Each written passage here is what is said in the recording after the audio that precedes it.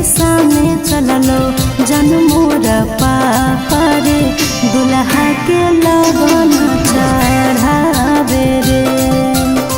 जल्दी से कोलावा 108 पर लगावे गे जन एम्बुलेंस बोलावे गे।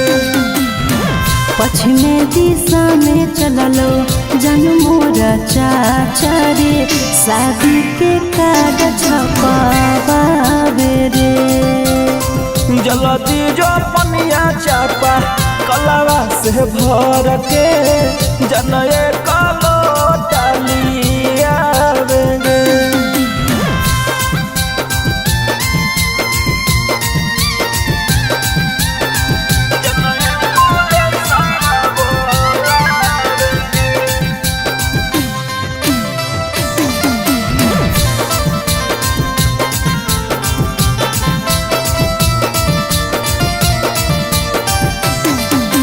किस्मत जदी लिखतियोला हाथ से अपने से लिखतियोला रे अपने से लिखतियो।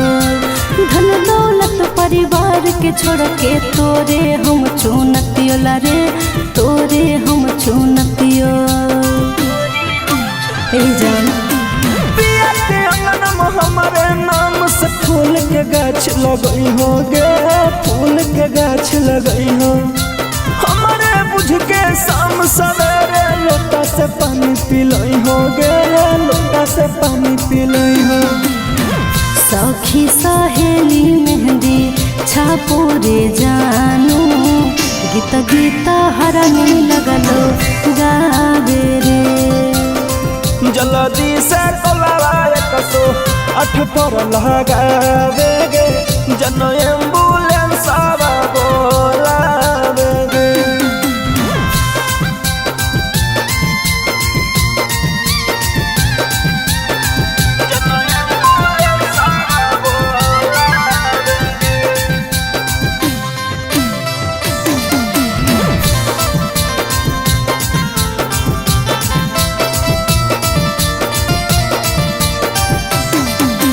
जात पात के बात न रहतल तोरे संग भग जतियोला रे तोरे संग भग जतियो।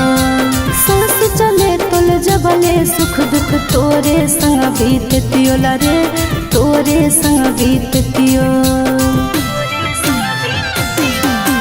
184 योनि के बाद जन्म मनुष्य में पैली गे जन्म मनुष्य में पैली।